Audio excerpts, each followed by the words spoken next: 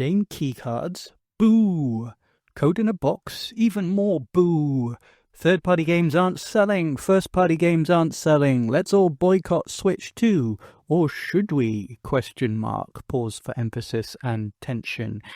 This is part 2 of my deep dive into all of this as an actual game dev myself, and the various problems and concerns that I have about the possible release paths for software on the Switch 2, despite being really excited for the system as a fan, and being of the opinion that the Switch 1 is by far the best console ever released for third-party titles, even beating out things like the PS2, NES, and Sega Genesis/Mega Drive. Yes, the Switch 2 was even better for devs than the Zeebo, the Playdia, the Casio Loopy, even Apple's own Pippin or Lord Sugar's Halo GX 4000 can't hold a candle to the mighty, mighty Switch Force. Part 1 is by far my most viewed video, and I think people maybe watched it by accident or something, but if you stuck around long enough and waited for me to make this part 2, thank you. I promise I'm not going to clickbait you or anything. I promised a spicy, spicy quote from Matt Piscatella that is so boneheaded I can't assume he's anything other than a purposeful shill. So we'll get to that first.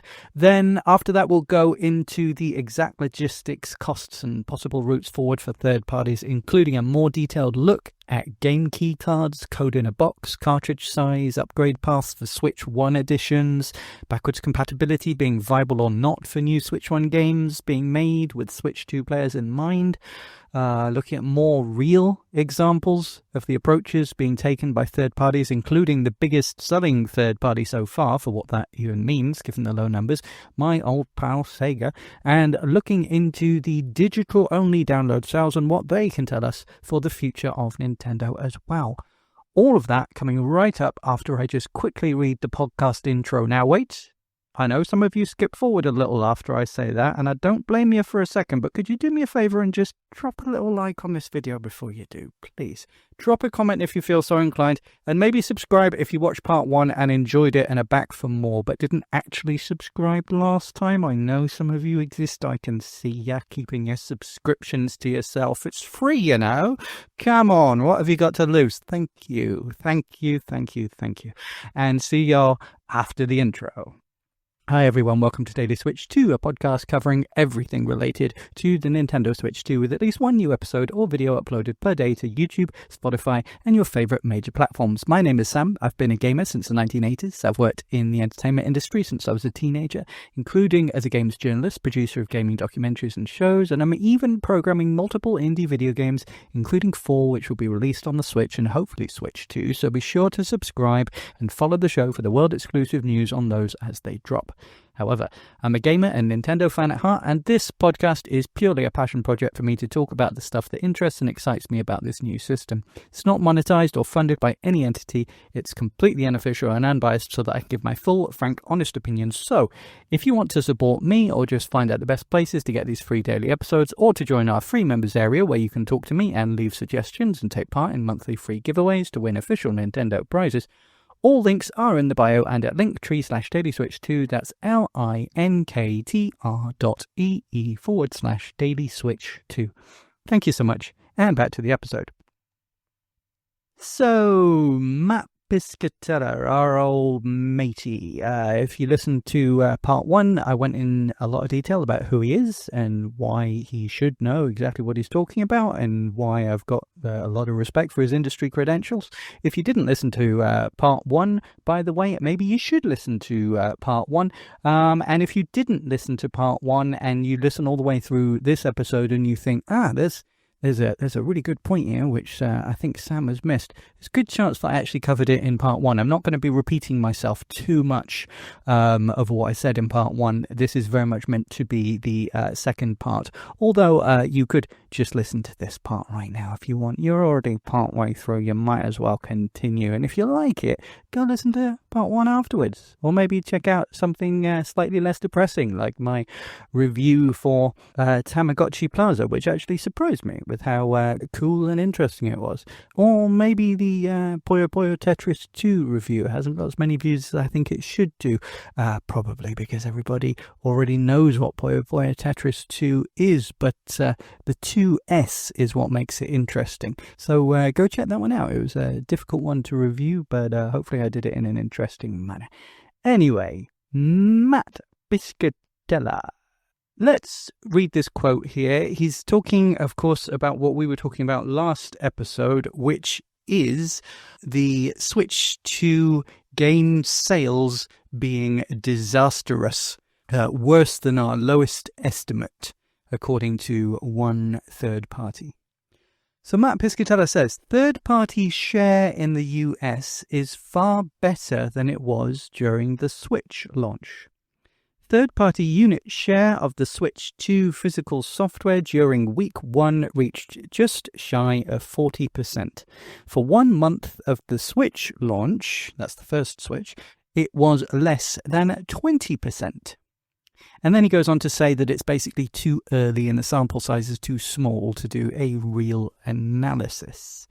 I strongly disagree. And it's extremely disingenuous, and considering how experienced and educated this man is in the game industry and how long he's been at the very top echelons of the gaming industry, I think he knows that what he just said there is extremely misleading, and he's doing it on purpose for whatever reason. Is he a paid shill? Is he just worried about the state of the industry and he's trying to make things seem better than they are in order to stimulate the economy? I don't know what he's doing, but he's lying. He's lying by omission, and he knows it, because if he doesn't know it, then he's the worst video game analyst of all time. But I don't believe that for a second. I think he's an educated man who knows what he's talking about, and he's purposely lying by omission. I just don't know the reason why he is. But let's get into why. So what is he actually trying to say? He's trying to imply that it's a good thing that third-party games were 40% of the games that were sold. That's a good sign, and basically saying it's double the amount of third-party games that were sold on the Switch 1's launch, if you go by percentage. Okay. Let's look at the launch games for the Switch 1. The Switch 2 had a much better lineup with many more games, many more quality titles, and they aren't selling. The Switch 1, by the way, was not guaranteed to be a success. People forget it came off the back of the Wii U, and even the Wii before it, which both had been completely toxic to third parties. The only physical third-party games at Switch 1's launch lineup were Just Dance 2017, Just Dance, the series that everybody was playing on the Wii, and there was no reason to, buy a Wii U, let alone a Switch, to play Just Dance. Just Dance 2017, Skylanders Imaginators. Now, I've got nothing against Skylanders, but remember, that's the Toys to Life series where you pay a lot of money for a starter pack that comes with multiple plastic toys. Super Bomberman R. And then digital only, we also had I Am Setsuna, Shovel Knight, and Fast RMX. Shortly after, there was Snake Pass from Sumo Digital, which was kind of interesting. Nintendo only really had Snipper Clips and 1-2 Switch. So remember, we're talking here about the percentage of launch games which were third-party sales. So Nintendo had Snipper Clips and 1-2 Switch. Basically, it was a Breath of the Wild machine at launch. But Breath of the Wild was also available on Wii U. So the biggest exclusive from Nintendo was Snipper Clips and 1-2 Switch. Both small experiences, predominantly multiplayer, only kind of novelty experiences over very quickly. I like Snipper Clips, by the way, but it's not going to sell a console.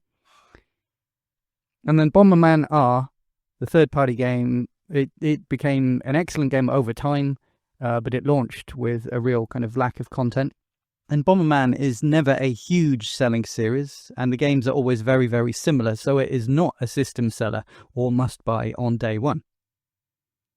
Now, Fast RMX was really the only game that was an exclusive system seller, in my opinion, just like Fast Fusion now is on Switch too. By the way, check out my review for Fast Fusion and why that is really the king of the Switch 2 launch lineup games, in my opinion, especially as it's only $15. At the time, I remember I really wanted Snake Pass. It's kind of an interesting, rare N64-ish looking platformer, but it's not really a platformer because you control a snake and he has to kind of wrap around things and hold on. But I didn't run out and buy a Switch specifically to play Snake Pass today. So what were people buying during the launch of the Switch 1? Firstly, the actual sales were almost nothing, except for Zelda Breath of the Wild. If you bought a Switch 1 on launch day, you bought it to play Zelda. You weren't buying it for 1-2 Switch or Just Dance or Skylanders. You know, if you wanted Just Dance or Skylanders, by the way, you were probably still playing on the Wii. You just skipped 2 generations. Bomberman, again, great game, but it's not a system seller. By the way, I feel like I skipped over Shovel Knight. I love Shovel Knight, but that was available on everything by that point. So it tells us absolutely nothing to say, oh, it was less than 20% of games were third party at the time. Yeah, that's because there was almost no games, and the only game that anybody cared about was Zelda. Right? That's not the case with the Switch 2 launch. The Switch 2 is the Switch. Look, the Switch 1 launched after the Wii U had been a colossal failure. Many, many people thought that the Switch 1 was going to fail.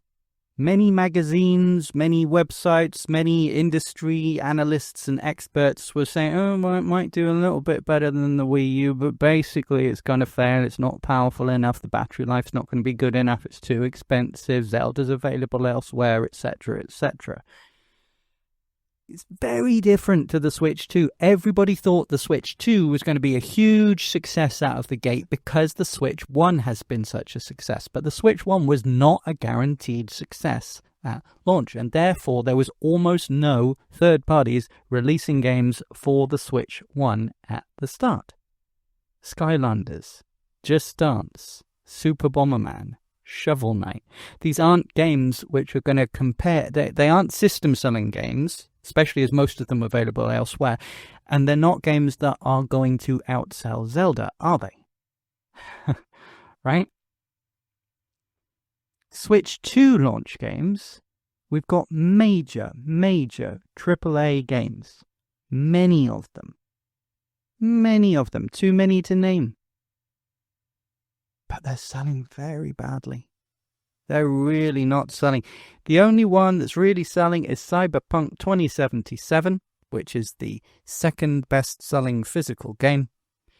But it sold less copies than the physical copy of Mario Kart, and bear in mind that most people who would have bought the system got Mario Kart in with the bundle. So we can assume, we went over this in part 1 in more details, but we can assume significantly less than 600,000 copies. Significantly less. And that is for the best-selling third-party game. So, Piscatella, by comparing the launch of the Switch 1 and the Switch 2, with the implication being, well, look at what a big success the Switch 1 is, and the Switch 2 has sold twice as many. It's completely disingenuous because the Switch 1 was coming off the back of the Wii U and had almost no third parties and almost no major games, whereas the Switch 2 is coming off the back of the frickin' Switch 1 with 150 million units sold and every third party clamoring over themselves and many AAA huge experiences, and they're still not selling. I don't know. It's just, it's a boneheaded take. It's an absolutely boneheaded take.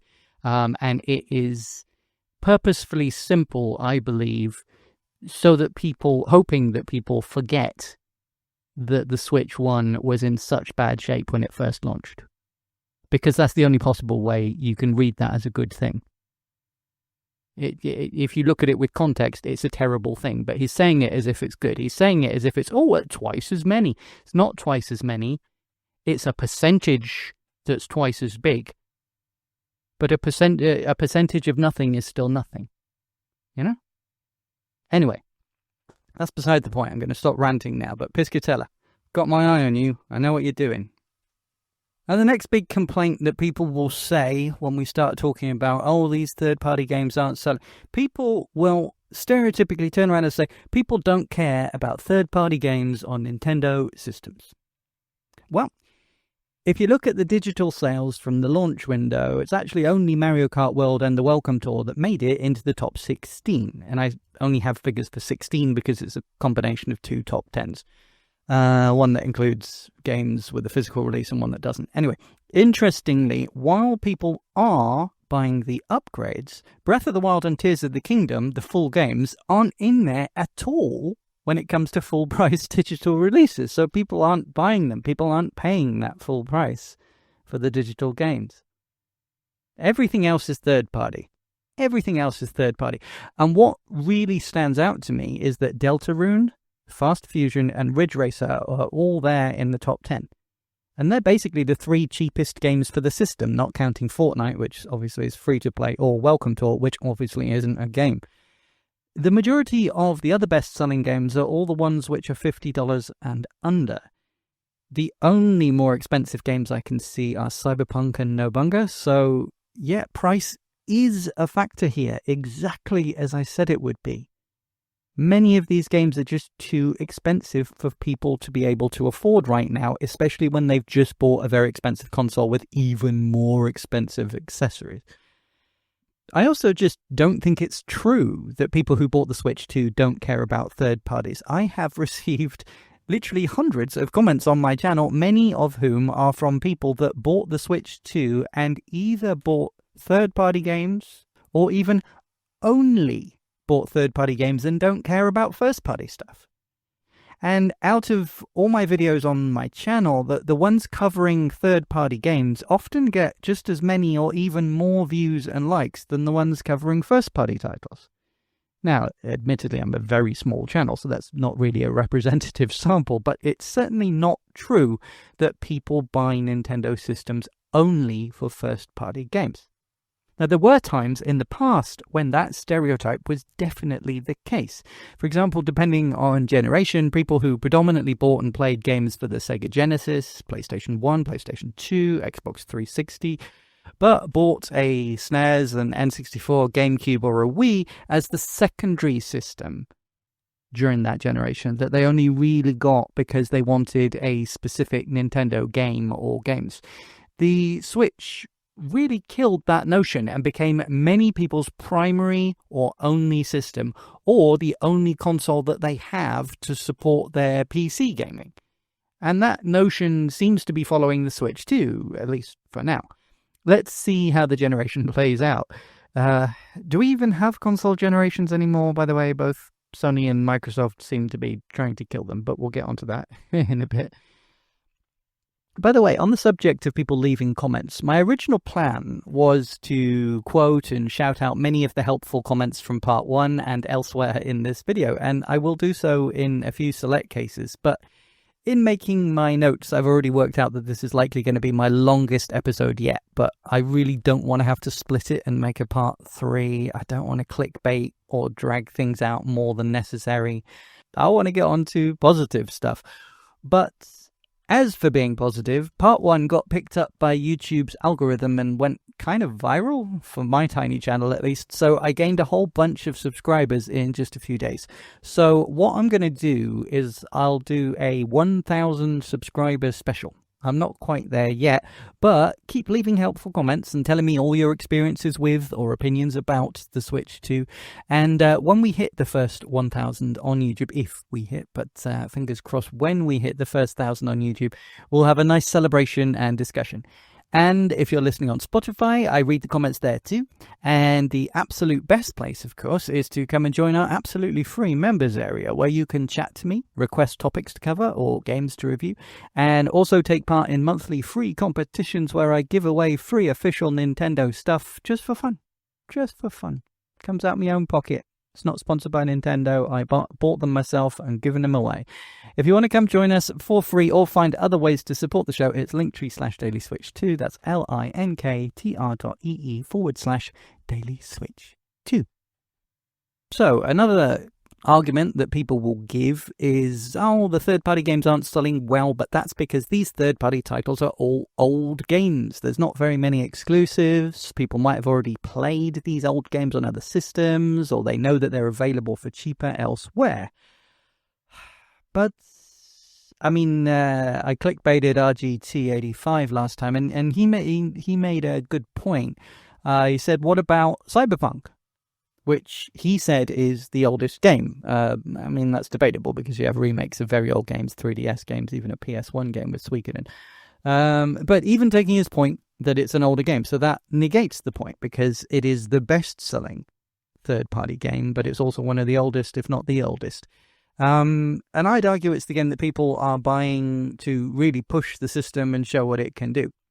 And outside of that, Sega was the #1 third-party seller. Sonic, Yakuza, and Puyo Puyo Tetris, all of which, again, are re-releases of old games. But they were the #1 third-party seller.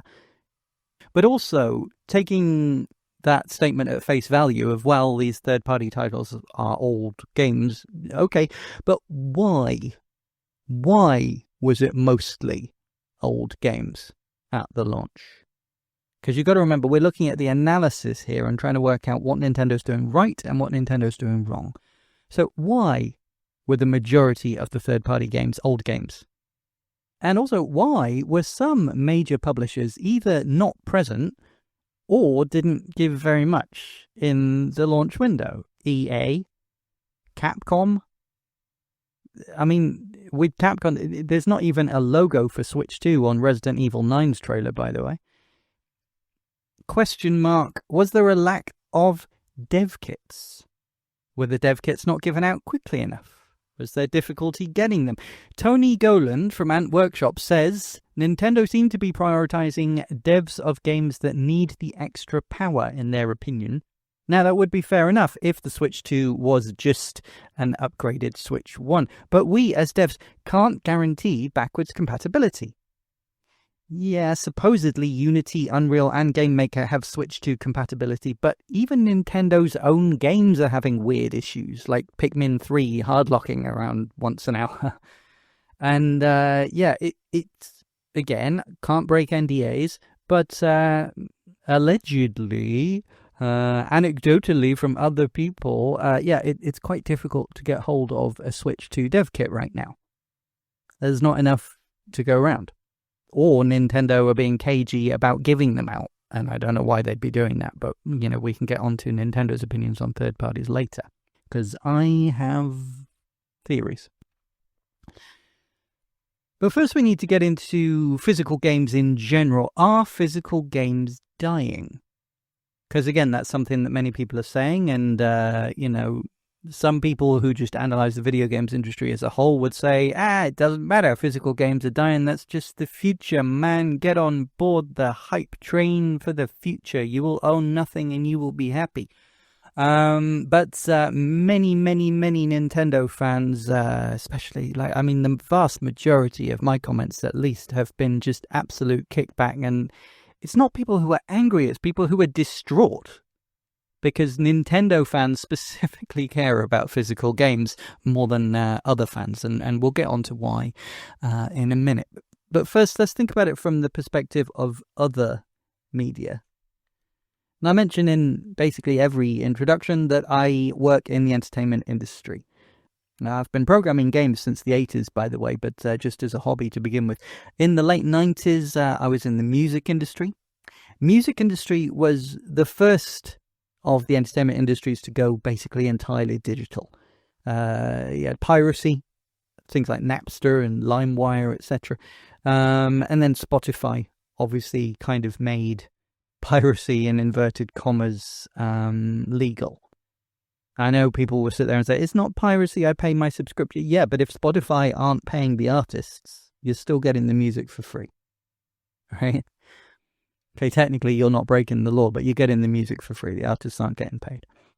But basically these services trained people to think of music as being free, and we saw for a while that CDs and cassettes and everything else stopped appearing in shops, in retailers. But vinyl sales are going up, and they've actually started appearing in stores again, as actually have CDs, at least for big artists with big fan bases.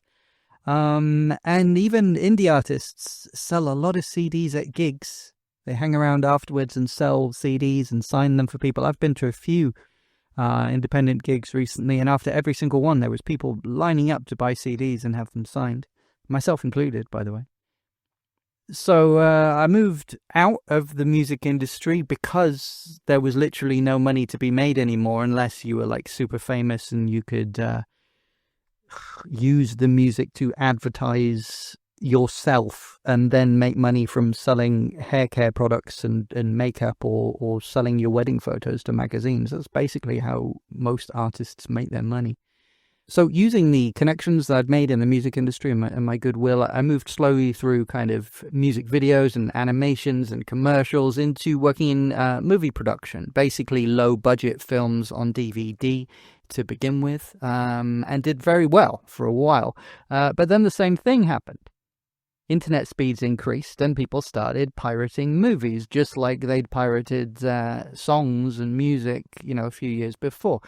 And then again, just as Spotify kind of legalized piracy of music, Netflix basically legalized piracy of movies. And again, suddenly nobody bought DVDs anymore because you could pay a single subscription and you could get all your movies for free. So why would people buy movies on DVD? Nowadays, most people consume movies with streaming, and movies are seen as kind of more disposable. I heard Scott the Woz talking about this, and he said that people tend to get an emotional attachment to music, but not as many people get an emotional attachment to movies. I definitely do, but then it's my industry. And I can totally see that, how people will associate, a certain memory with a song, or they'll listen to a song over and over again, whereas even people who love movies might realistically only consume most movies once. So they're less likely to want to own a movie on DVD or Blu-ray. But streaming services have gotten worse. It was fine when it was just Netflix and it was a good price and a good service, but the service has got worse. The price has gone up, and it's not just Netflix anymore, is it? There's like 20 different streaming services or more. So people are slowly moving back to piracy, actually. But they're not really moving back to buying Blu-rays and DVDs, not the average person, sadly. Most stores have stopped selling Blu-ray and DVD, but there is a small but growing group of passionate movie fans that do collect them. Steelbooks, 4K Ultra, etc., especially if they collect a specific niche, like some people collect all the superhero movies, some people collect B-movie horrors, etc. And that's great for me because I produce a lot of B-movie horrors, and nowadays I produce some superhero movies as well. Sorry for those people who hate superhero movies and think there's too many of them. Hopefully the ones that I produce are a little bit different, but that's not to be said in this episode. Otherwise I will talk for even longer on a tangent that's not related. So that's movies and music. I suppose you could talk about how books have kind of gone digital, sort of, but I think a lot of people do like collecting physical books, myself included. I've got a ever-growing library, but less and less people are reading nowadays. They're just watching their TikToks and stuff. So books are a dying breed as well. But as far as video games go, physical video games, well, PC has basically been digital only since Steam took off, and also Epic Store and GOG and everything else. But basically the PC market is Steam, isn't it? And I do definitely miss physical PC games, especially the big box physical PC games. They were always really cool, weren't they? Like you got on DOS, and back in the day, the kind of personal computer games that came in the big boxes as well, like the Amiga or the Atari ST. There was something so cool about them, and often they'd come with like little tchotchkes inside the box as well. And that's something that I want to bring back, by the way, with my own games. My own games that I develop will have physical PC versions, both a standard version that's just on a DVD or a Blu-ray in a normal case, if you want to put that with the ones that will match. But also I want to put out some of those big box titles and fill it with all kinds of really cool stuff for people who do want that from a collectible standpoint. But that's only really going to appeal to people who were around in the 80s and 90s and remember them, and maybe collect them now, like people like Metal Jesus Rocks and stuff, and Clint from LGR and stuff. There is a percentage of people who just really like those big boxes. Well, I want to bring that back. But it's never going to be a major market, is it? And also, I'm aware that many people who play games on a PC nowadays don't have an optical disc drive. They don't even have like a Blu-ray drive or anything on their PC or in their laptop. So with the collector's editions, I want to put out some nice kind of custom-shaped, cool flash drives for those that want them. So again, it's not just a code in a box. There will actually be a custom, cool little flash drive that you can plug into your USB, and it will have the game on there as well. Because again, I don't really like the idea of code in a box or key cards. If I'm charging money for something physical, I don't want it to actually have the game there. It really annoys me nowadays when, big elaborate collector's editions of games don't actually come with the game. It's just so annoying. I remember when Sonic Mania came out, I was so hyped for Sonic Mania, and still, to me, that is an incredible game. 10 out of 10, almost no notes. I just wish that Amy Rose was included in it. They added, Ray and Mighty before they added Amy. That's a bit sus. I like Ray and Mighty, nothing against them, but why can't Amy play along? Getting into my fan bias there, but that was the first and possibly only collector's edition that I've ever bought which didn't actually come with the game.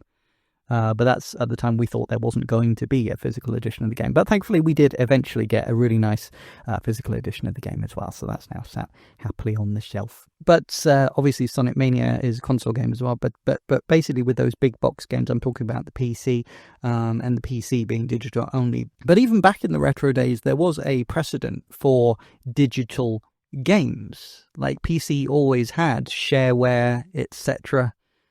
Back in the day, like the most successful PC game of all time is arguably Doom, and that started off as shareware without a physical copy. And if you wanted a physical copy, it wasn't in the shops to begin with. You actually had to, write a letter and send a check through the mail, and then Romero and Co. would send you back floppy disks.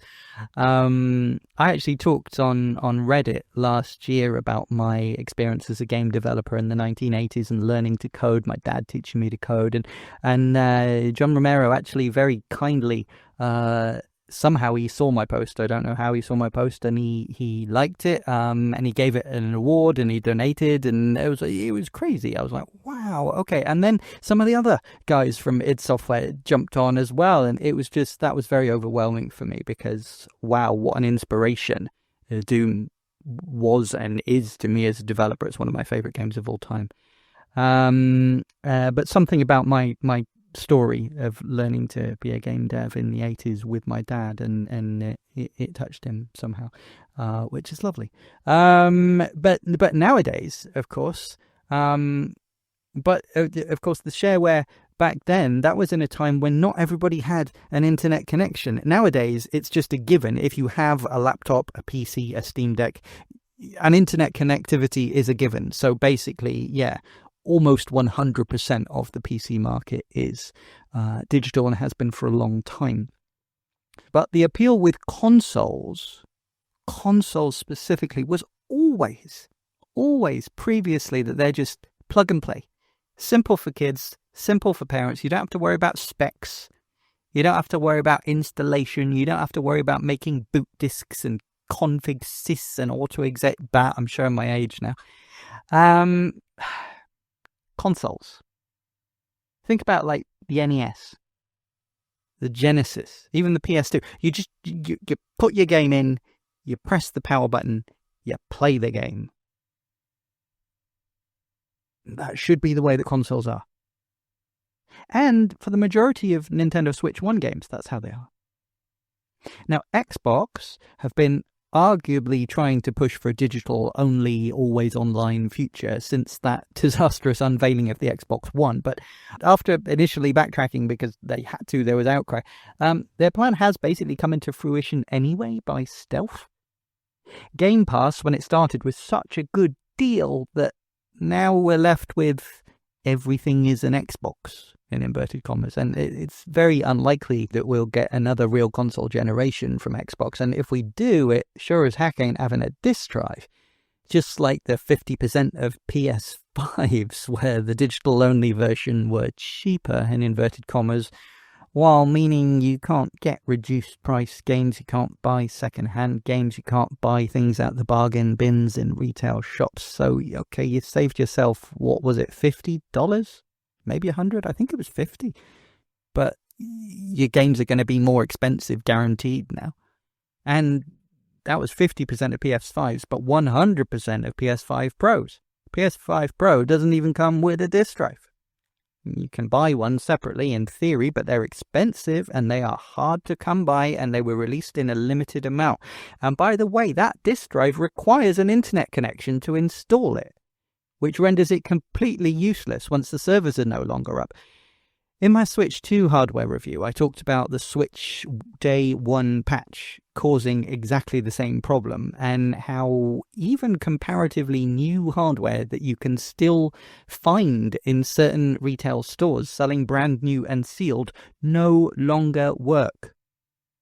Like the Oculus Go, which can't get past the safety videos when you boot it up for the first time, unless you get into downloading Android APKs and the like. Try and get the grandma to work out how to do that so that little Timmy can play on his new thing that she saw in the shop window and thought looked cool. This is the future that we live in, folks. Nothing lasts forever, but some things don't last as long as it takes for the shops to clear their stockroom. Hell, some supermarkets have Concord for PS5 on the shelves still because they didn't get the note that Sony took down the servers. What was it, like 2 weeks after release? It's nuts. Now, anecdotally, from the developers and publishers that I speak to, and from my experience, more PS4 physical copies than PS5. Certainly for the kind of indie retro style games that I make. But there definitely are still physical collectors for the PS5. It barely exists on Xbox. Even their major console exclusives often don't get physical releases. Like Gears 5, like 5 years ago. Does Halo Infinite have a physical copy? Probably, but I've never seen one. And if it does exist, there'll be nothing on the disc, just a license to download it. Same with like Indiana Jones. Although that's not even system exclusive, is it? And the fact that I'm struggling to think of more than 3 examples in the last 5 years should tell you all you need to know. Nintendo, though, was always the holdout. People still collect physical carts for NES, SNES, Game Boy, N64, and they still work to this day. We're all blowing in them, even though we know we aren't supposed to, because it does make them work. The Switch 1 kind of became the new Vita as far as small print runs for indie games. It became the vinyl collectors, the 4K Blu-ray Steelbook enthusiasts. And Nintendo is trying to kill that market. Why? Well, maybe Nintendo does want the physical market to die. The Switch 2 is heralded by the new guard, a new team, much younger, hasn't grown up with physical collecting and stuck in the past, following the lead of the biggest and best players in the market, especially looking to the West. Per sale, Nintendo keeps 100% of the profit of digital sales and doesn't even have to share with anyone. No third-party manufacturers, no retailers, either physical or online, no digital storefronts except their own. The only person that gets the cut is a third-party developer, but even then it's a walled garden. Nintendo can choose how much to pay them, or even if they're allowed to sell at all. And once listed, whether to promote that game or bury it, Nintendo want control and power. And that's why Nintendo wants digital games to be the same price as physical. Because they don't want any reason for people to buy the physical games instead of the digital ones, but they also know that they get 100% of the sale, or minus the third-party royalty, I suppose, but in general, 100% of the sale. So of course they want to sell it for full price. Why wouldn't they? Historically, secretly Nintendo don't seem to really like it when third parties are successful, even if they actually need them. Look at the N64, for example. It was dying, and then kept afloat almost entirely by Rare coming in and stepping up their game. A Western third-party developer regularly releasing the games that made people want to buy the console, to the fact that their games started being packed in with the console when people bought them. But Nintendo refused to buy Rare, and Microsoft eventually bought them instead. Now that would have been like if Disney allowed Pixar to be bought by DreamWorks. Because don't forget, when Pixar started, they weren't Disney. When they were making Toy Story and Bug's Life and Finding Nemo, they didn't belong to Disney. They were an independent company, and then Disney used to distribute their movies on a movie-by-movie basis. But Disney were making more money from Pixar movies than they were their own animated movies for a period. So if they'd have allowed, say, DreamWorks or Blue Sky or Sony to come along and buy Pixar because they're like, nah, we don't need it. We can make our own animated movies. It's just boneheaded. It's boneheaded. Of course you buy them. And Nintendo should have bought Rare, but they didn't. But third parties have never been a priority for Nintendo. There was terrible treatment of third parties in the days of the NES. There was big success for third parties, especially people like Capcom and Konami on the NES. But they treated third parties really badly, to the point that there was massive antitrust lawsuits and anti-competitive lawsuits in America. And then on SNES, N64, GameCube, Wii, and Wii U, they had massive problems with third parties, and they didn't really seem to care or try and fix any of the problems that they had. The Switch 1 was the turnaround, and the Switch 1 has made them the most money out of any of their consoles ever by a huge margin, and a huge percentage of that is software sales. But they want to think that that was done only by their first-party games. Now, admittedly, on the Switch 1 at least, we do have a ton of excellent first-party games, and they were released very, very regularly, an absolute richness. Perhaps the best first-party lineup for any Nintendo console ever, certainly the most, and released the most often. There was points where an excellent first-party game for the Nintendo Switch was released every month or two, but that's partially because it's the longest-lasting console, supported by all these other third parties on the market, and partially because they had all the excellent first-party games from the Wii U, which they could just repackage and re-release as if they were brand new games, because nobody bought a Wii U except me and the absolute hardcore. They don't have that luxury now. A game like Donkey Kong Bonanza, for example, looks absolutely incredible, but how often can a game like that realistically be released? Mario Kart World and Metroid Prime 4 both started development well over 5 years ago and were planned as Switch 1 games. So sure, Nintendo has big franchises: Mario, Zelda, Pokemon, Smash Brothers, Splatoon, Animal Crossing, Metroid, Pikmin, Star Fox, F-Zero, yada yada. That's Kirby if you count HAL Laboratories second party.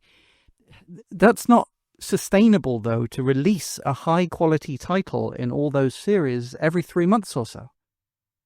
Most only get one game per generation, or even less. Some of those franchises haven't even had a game in the last generation, or two. They need big third-party releases too, otherwise it's going to feel like there aren't very many good games being released for the Switch 2, and given the expensive price of the console and those games, people just aren't going to jump on board, or they're at least going to wait and hope for a price drop and wait until there's more games that they want to buy. So the Switch 1 was uniquely good for collectors and third parties and indie games. Why is that? Well, Nintendo has a much, much longer history than the PlayStation. First PlayStation was in 1994, and that's not even getting into the fact that PlayStation started off as a Nintendo brand. I was actually requested to make a spin-off episode about that, and I definitely will do. We just need to get all this time-sensitive stuff out of the way first. And especially Xbox as a brand has only been around since 2001. They essentially took over when Sega's hardware business died after the Dreamcast. Don't forget, Microsoft were very heavily involved with the Dreamcast, and were considering buying Sega at one point. Nintendo started producing home consoles long before the Xbox in 2001 or the PlayStation in 1994. The first home console from Nintendo was 1977 with the Color TV Game 6, and then the 15, and then the Racing 112, and Block Breaker, and the Othello one, whatever that one was called. And then, of course, the Famicom in 1983, which became the NES, released in the West soon after.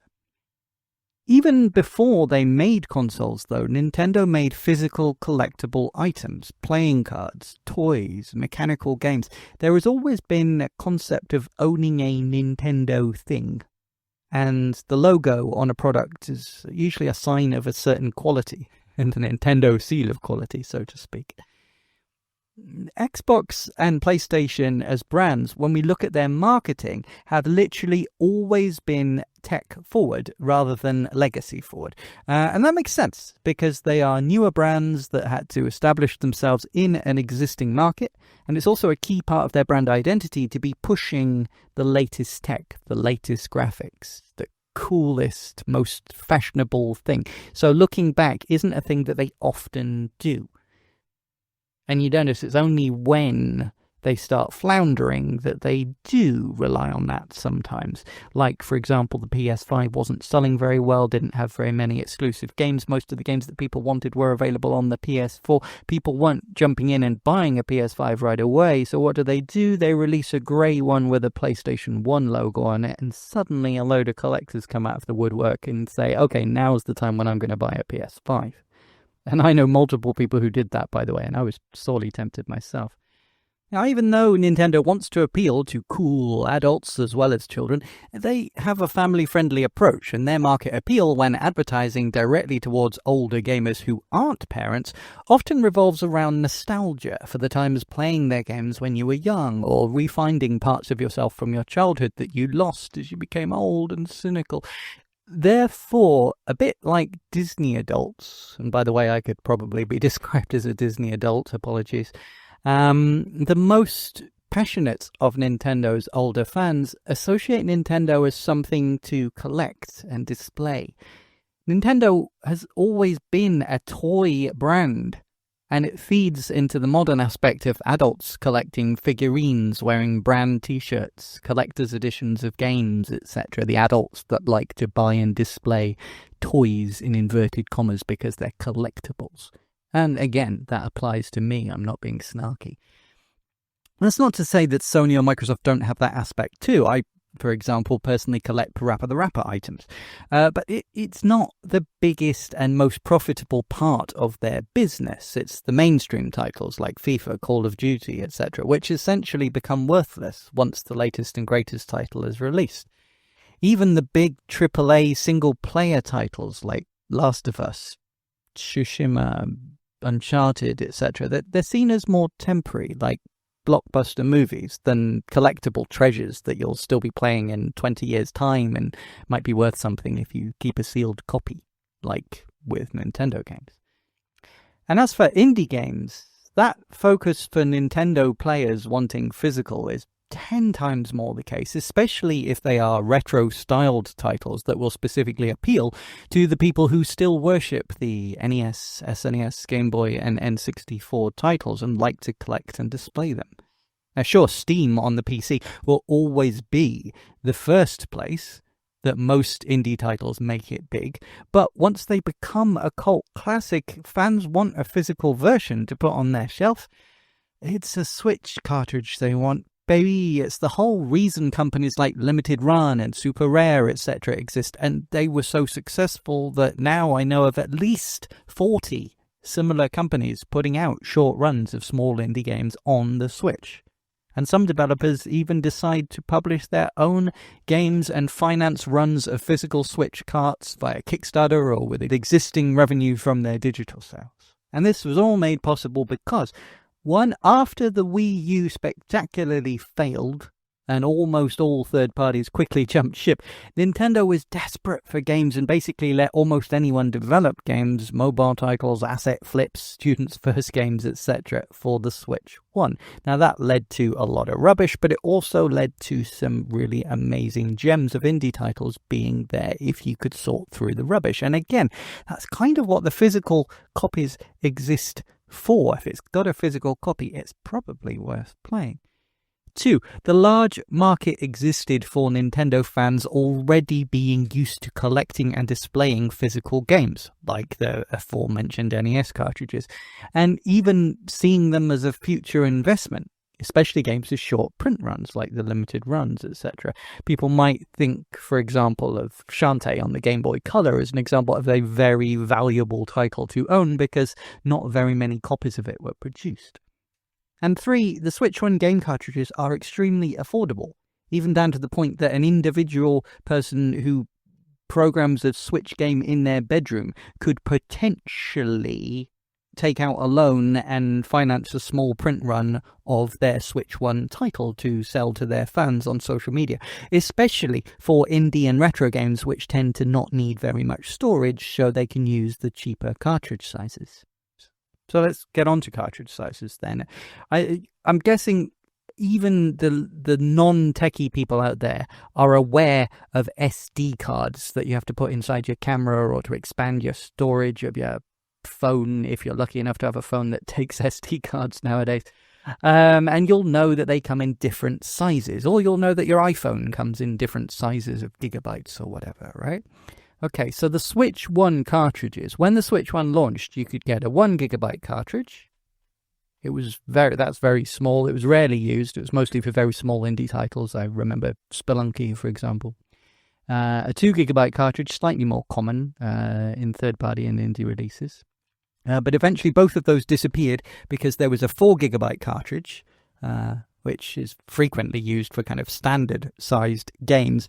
And then as the price of storage became cheaper and cheaper, the price of cartridges became cheaper and cheaper, the 1 gigabyte, 2 gigabyte kind of weren't needed anymore. So 4 gigabyte tends to be the standard small cartridge size. And, almost all small indie games will fit on a 4 gigabyte cartridge, especially like pixel art titles and stuff like that.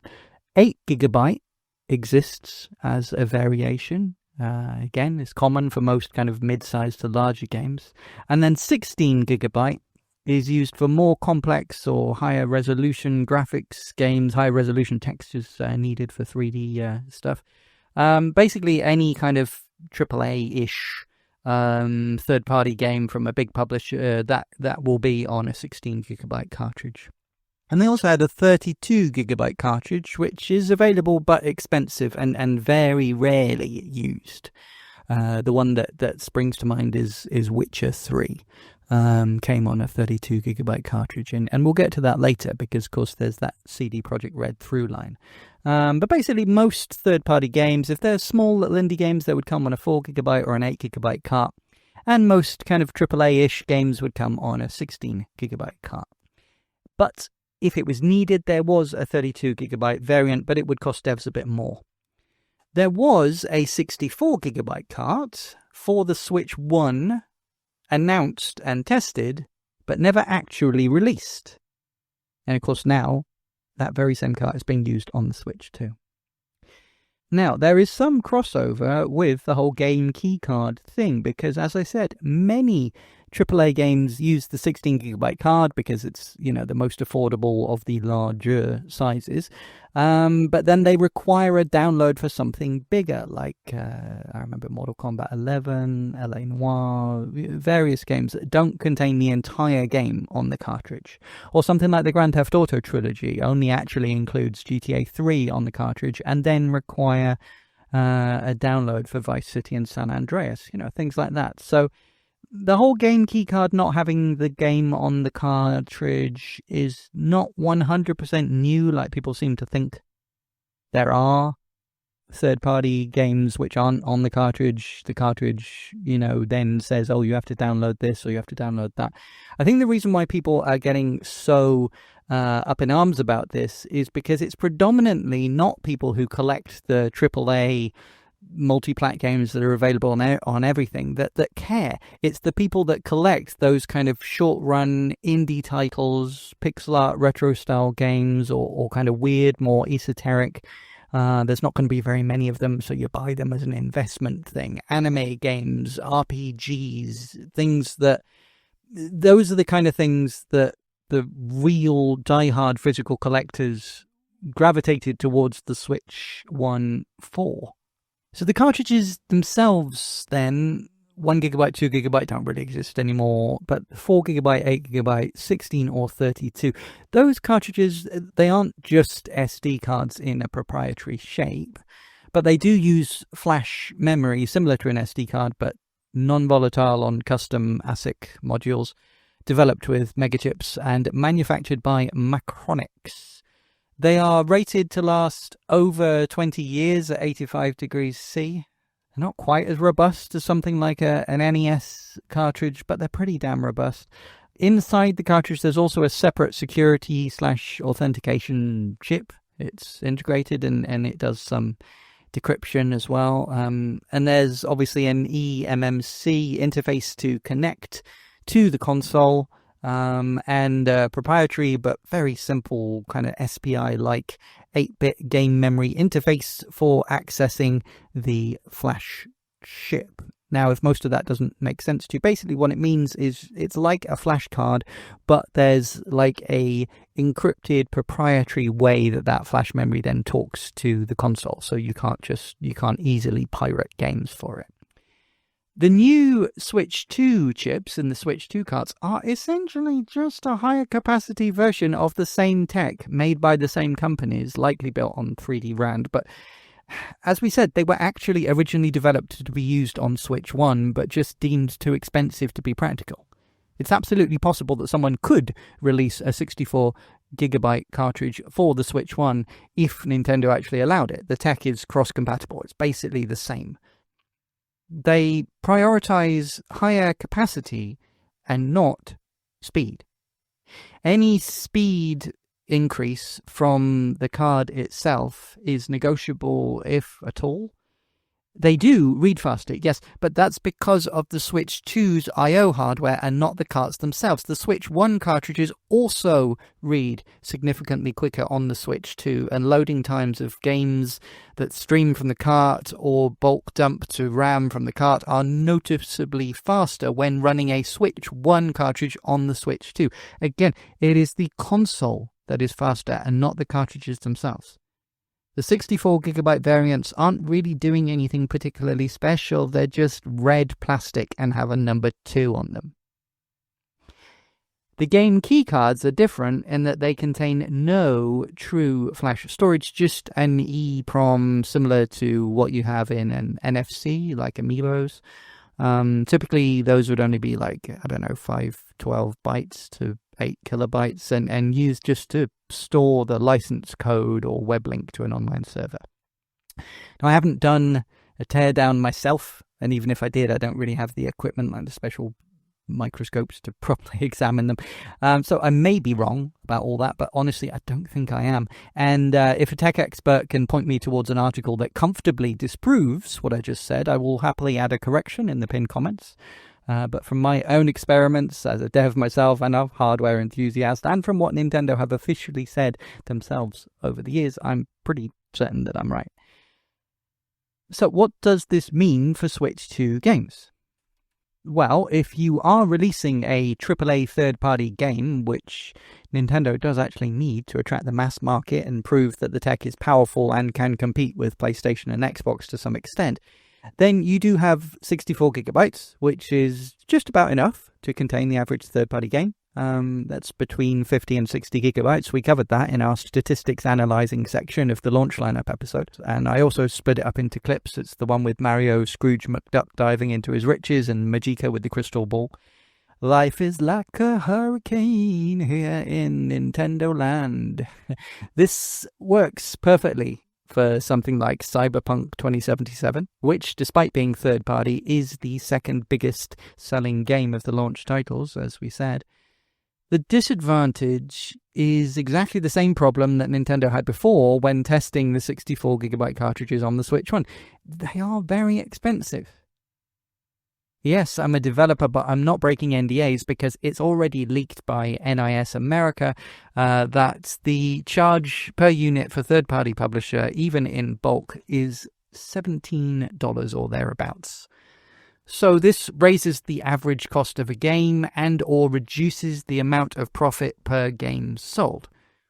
If they want to avoid either charging more or making less money, then they can go with a game keycard instead. And that is what every third party so far and for the rest of the year's confirmed releases has decided to do, except for CD Projekt Red, Marvelous, and Bandai Namco with one of their titles.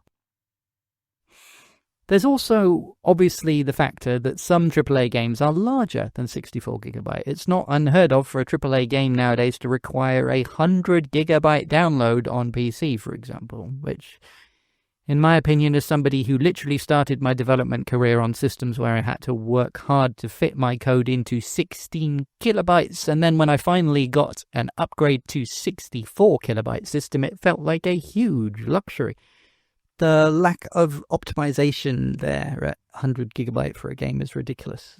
I get it that modern AAA games often require higher and higher fidelity and more voice acting video clips, etc., but it's simply not a good user experience to have them buy a game, especially a console game, and then have to wait hours before it will even boot.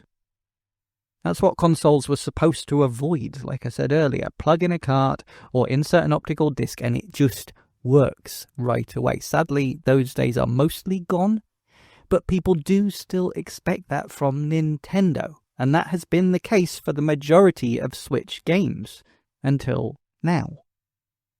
Like the owner of Marvelous Games, who we quoted in our last part, said, it's confusing and upsetting for consumers. Many parents and grandparents won't understand why they bought a Nintendo game, handed it to their child, and it doesn't work, in inverted commas. It's not a good look for a large part of their core fan base who has been around for decades and expects it to work a certain way, and it no longer does. But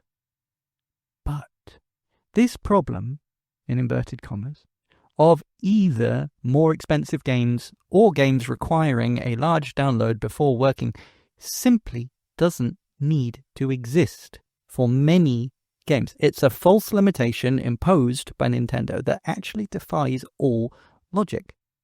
For smaller games that could fit on them, there is no reason why the same 4, 8, 16 and 32GB Macronic cards being used on Switch 1 games can't be put in red plastic and used for Switch 2 games, even if those games are exclusive for the Switch 2. There is zero reason, other than Nintendo don't want to. It's the same tech. Why wouldn't they want to?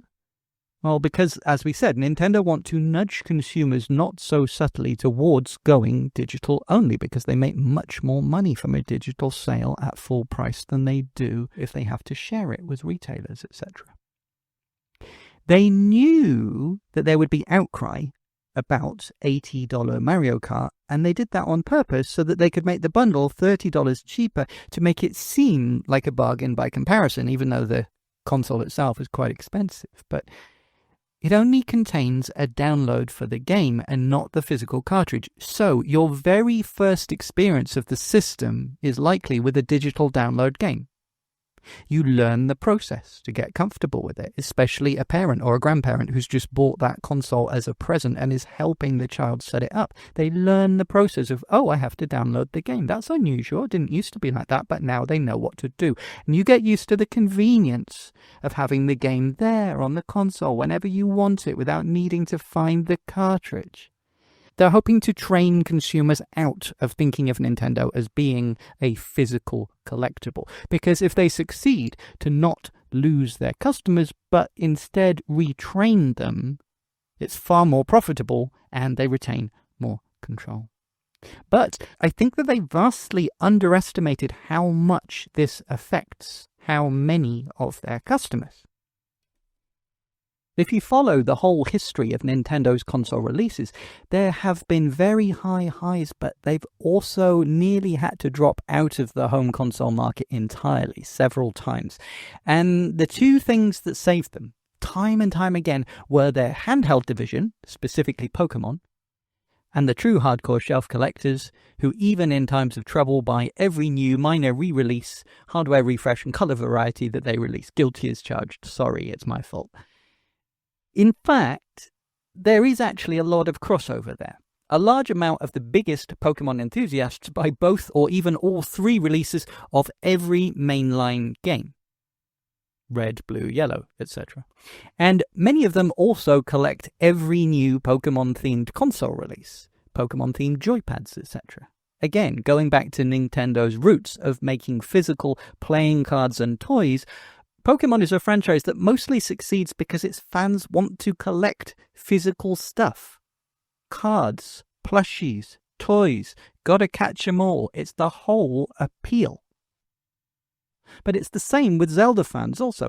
Having financial difficulties and the mainstream gamers aren't buying your console, just re-release an old Zelda game with an HD upscale and package it with a brand new, mildly Zelda-themed console that you call limited edition because you put a sticker on it and painted it. But you make millions of them, even though you say it's limited edition, and fans will not only re-buy a game that they already own and have played a million times, but they will buy a whole new console or handheld despite already buying the original day one. When the original Game Boy stopped selling, but they weren't ready to release the next model, we got the Play It Loud color variants. When the N64 was floundering again because we didn't have enough third-party games, we got the Funtastic models, etc., etc. Many fans collected all of them. When you see them proudly displayed behind every YouTuber and streamer, it's like a rite of passage if you're a Nintendo collector to prove your worth. How many different Game Boys do you have? How many different versions of the Switch did you buy? The Switch one was an enormous success, almost entirely due to this collector's impulse. When PlayStation and Xbox pivoted to being digital only, and even the Blu-ray version stopped having the games on the actual disc. And yes, I do know that, by the way. I've had a million people point that out in the comments. I did actually mention it, but a lot of people leave comments without listening to the whole video. I understand, I talk a lot. It's fine if you don't listen all the way through. Thank you for watching, I'm not complaining. But even the Blu-ray version stopped having the games on the disc. And collectors of physical media just went all in on the Switch at that point. Third parties, especially smaller, more niche developers, went all in too, and it was a match made in heaven. Despite the console selling over 150 million units, there are likely no more than 50 million unique users. So that means a large amount of consumers bought 3, 4 or more console varieties. Perhaps the Switch Lite and OLED, but I'm going to bet that many bought Zelda, Animal Crossing, Mario variants of the console. These are people who are either buying as future investments or because they want to display them proudly on the shelf. And many of those will not want to display a game keycard or a code in a box. And if they eventually feel forced to go digital only and not have anything physical at all, they'll just stop caring about collecting entirely. It's an entirely different mindset to gaming. Game collecting and gaming are not the same thing. There's crossover, but they're not the same. And Nintendo predominantly sells to collectors, and a lot of their collectors don't play everything that they collect. Nintendo are currently chasing the casual hardcore market. especially the Western ones, i.e. the people that want to play Call of Duty, FIFA, Madden, Fortnite. Those guys are not going to suddenly shift allegiance from the PlayStation, Xbox, or PC to Nintendo. It's just not the same brand appeal. It's a different demographic entirely. And if any of those people want to play digital games portably, they're more likely to buy a Steam Deck or a ROG Ally like the upcoming Xbox branded one. Digital-only games will always be cheaper on Windows and Linux-based systems, and newer, more powerful tech can be released every few months with companies like that. Nintendo just can't compete there. It's not their strength. Now, editing Sam here, dropping in from the future. I really didn't want to split this and make a third part, but we're already way past the hour mark, and I think this is all very important context and information, so I can't really cut it down much shorter. Plus, I like hearing the sound of my own voice. So what I'm going to do is make a part 3, but for those on Spotify, both will release simultaneously. And if you want, you can listen to both back to back. For those on YouTube, that's not possible, unfortunately, but if you watch immediately when this goes live, part 3 might not be up right away because it takes a while to upload and then for YouTube to process. But I promise the third part will be dropping in a few hours, and as soon as it's live, I will link to it in the description and the pinned comment. I've already edited part 3, and what I will say is I'm very proud of it. It's probably my best episode so far, or the most important at least. I cover the various statements Nintendo have made in the last few days about intending to possibly raise prices of certain products again in certain regions at least, and doubling down on keycards despite protest at the recent shareholders meeting. I think it's important to cover. I can be fair and cover whether there could be any valid excuses for Nintendo to not release Switch 2 games on the smaller and cheaper carts. I break down every possible option that third parties currently have when choosing how to release their games. Check out the various very different approaches so far from major companies like Sega, EA, Take-Two, Activision, Bandai Namco, Square Enix, and more. I cover my own personal philosophy and my dilemma as to which solutions to best use for my own Switch 2 games that I'm developing. But most importantly, I don't want to be just a negative voice shouting into the void. There's enough negativity in this world as it is right now. I want Nintendo to succeed, and I want third-party devs to succeed too. So I try and be proactive, and I lay out several real-world, easy-to-implement solutions that Nintendo could implement immediately, right now, to fix almost all of these issues. And then answering the many people in my comments who seem overly angry with Nintendo, with third-party devs, with the state of the world in general. Look, I don't fully script these videos. I just note down talking points, and maybe it's because I'm tired and I need to go to bed, but when I was editing back my own words, I got a little bit emotional, you know? I think it ends in a positive, wholesome, and nice way, and it's a reminder why it's important to create art and support artists, even when in imperfect situations. If you want to jump straight into the next part, I promise it won't have a big, long introduction, and I won't do the usual cheesy podcast read. You've already heard that once today. Thanks for understanding, and I hope to see you there.